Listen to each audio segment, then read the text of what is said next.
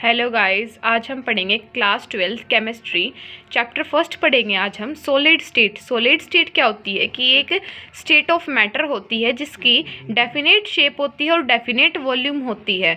Solid जो होता है वो सॉलिड स्टेट जो है ये दो टाइप की होती है, एक क्रिस्टलाइन सॉलिड होते हैं और एक अमरफस सॉलिड होते हैं। क्रिस्टलाइन सॉलिड क्या होते हैं जिनकी डेफिनेट अरेंजमेंट होती है और अमरफस सॉलिड क्या होते हैं जिनकी रैंडम अरेंजमेंट होती है। अगर हम इनके बीच का डिफरेंस देखें क्रिस्टलाइन और अमरफस के बीच में, तो क्रिस्टलाइन क्या होती है इनकी रेगुलर अरेंजमेंट होती हैं, अमरफस की रैंडम अरेंजमेंट होती हैं। क्रिस्टलाइन जो होते हैं वो एनआइसोट्रोपिक होते हैं नेचर में और अमरफस क्या होते हैं आइसोट्रोपिक होते हैं नेचर में।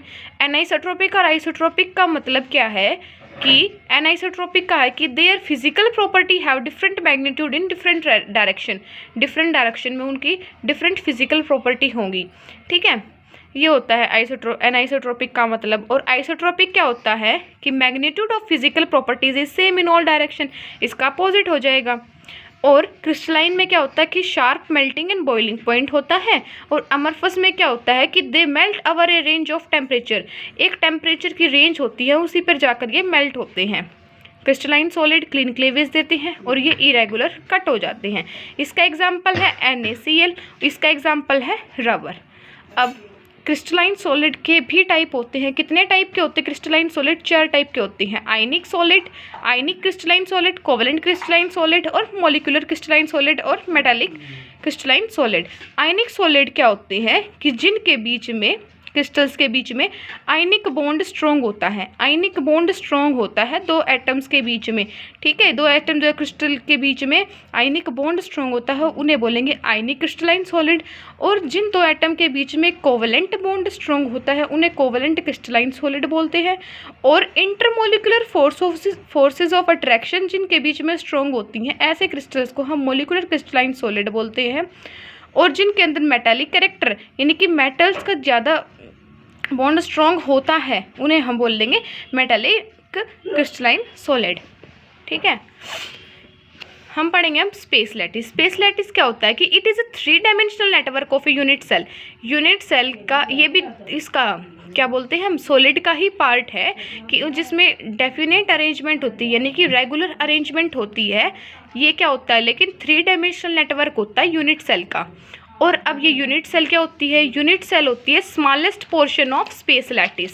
ठीक है, छोटा पार्ट होता है स्पेस लैटिस का। पैरामीटर इसके 6 होते हैं। यूनिट सेल के भी 2 टाइप होते हैं, एक प्रिमिटिव यानी कि जिसको हम सिंपल यूनिट सेल बोलेंगे और एक होता है नॉन प्रिमिटिव जिसे हम सेंटर्ड यूनिट सेल बोलेंगे। ठीक है, प्रिमिटिव में जो एटम प्रेजेंट होते हैं सॉलिड के अंदर वो केवल कॉर्नर पर प्रेजेंट होते हैं और नॉन प्रिमिटिव में जो एटम प्रेजेंट होते हैं वो सेंटर, बॉडी, फेस, एज और एंड ऑफ द बॉडी पे प्रेजेंट होते हैं। जैसे कि हमने एक सॉलिड ले लिया, क्यूब ले लिया, हमने एक सॉलिड है, सेंटर का मतलब है कि इसके सेंटर में प्रेजेंट होगा। ठीक है, कॉर्नर का मतलब है कि इसके कॉर्नर पे प्रेजेंट होंगे एटम।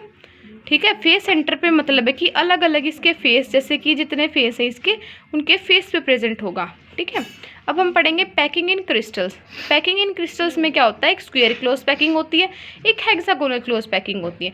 स्क्वायर क्लोज पैकिंग क्या होता है कि जिसमें क्रिस्टल्स इस फॉर्म में बनाए जाएं कि उनके बीच में जो एटम होते हैं वो अगर स्क्वायर बनाए, मान लो कि ये एटम यहाँ है, एक एटम यहाँ है, एक यहाँ है, एक यहाँ है, अगर इन चारों को आपस में मिलाएंगे तो एक स्क्वायर फॉर्म कर रहे हैं।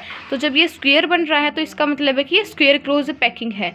और जो इन क्रिस्टल्स के बीच में जो ये स्पेस बच जा रहा है इसे बोलेंगे हम void.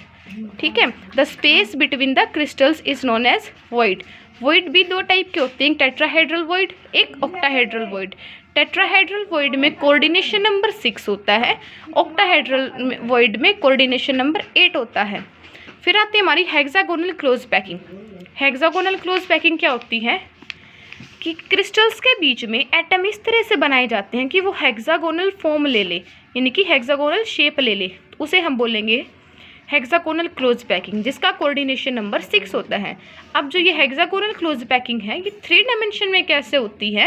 Hexagonal close packing 3 dimension में जैसे कि ए बी अरेंजमेंट होती है, इसकी ए बी अरेंजमेंट होती है। जैसे कि पहले लाइन में जो एटम, जैसे कि उसे हम जैसे इसे ए मान लेते हैं, इसे बी मान लेते हैं, इसे दोबारा सी मान लेते हैं। तो जहाँ पर ए जो लाइन है उसमें एटम जहाँ पर हमें मिल रहा था वहीं पर हमें सेम ए में थर्ड लाइन में मिलेगा। तो दोबारा से ए था, ये दोबारा से ए है, तो यानी कि रिपीटिशन हो रही है। ए बी अरेंजमेंट होगी, उसे hexagonal close packing in 3 dimension बोलेंगे, जिसका कोऑर्डिनेशन नंबर 12 होता है। CCP यानी क्यूबिकल क्लोज पैकिंग, जिसमें ए बी सी अरेंजमेंट होती है, यानी कि ए पे पहले कोई एटम है, फिर बी पे, फिर सी पे, तो वो सेम दोबारा रिपीट होके ए में आ जाए, बी वाला बी पे दोबारा आ जाए।